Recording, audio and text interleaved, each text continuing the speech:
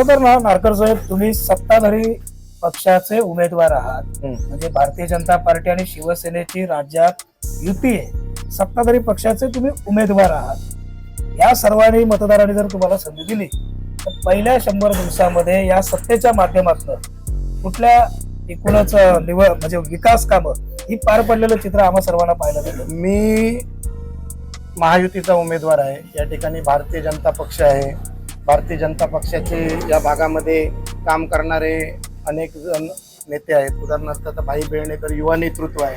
आज ते भारतीय जनता, प्रकाश मोरे आहेत, मोहन सावंत आहेत, पंढरी परब आहेत, तिकडे आमच्याकडे बाबा निकम आहेत.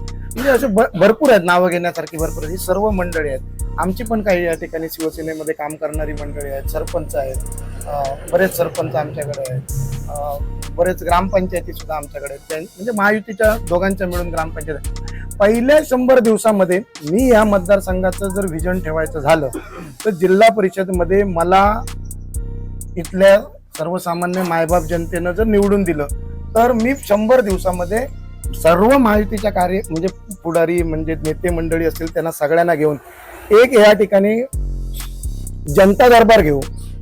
जनता दरबाराच्या माध्यमातून ह्या मतदारसंघामध्ये जे काही जनता दरबाराच्या माध्यमातून सगळ्यांना आपण बोलू, म्हणजे कोणत्याही पक्षाचा असू देत किंवा कोणी असू देत, त्या ठिकाणी की एक असा व्हिजन तयार करू की बाबा किती कामं या ठिकाणी बाबा जायला पाहिजेत, किती रस्ते जायला पाहिजेत, पाण्याचे किती, या गोष्टी सगळ्या गोष्टी या 100 दिवसाच्या.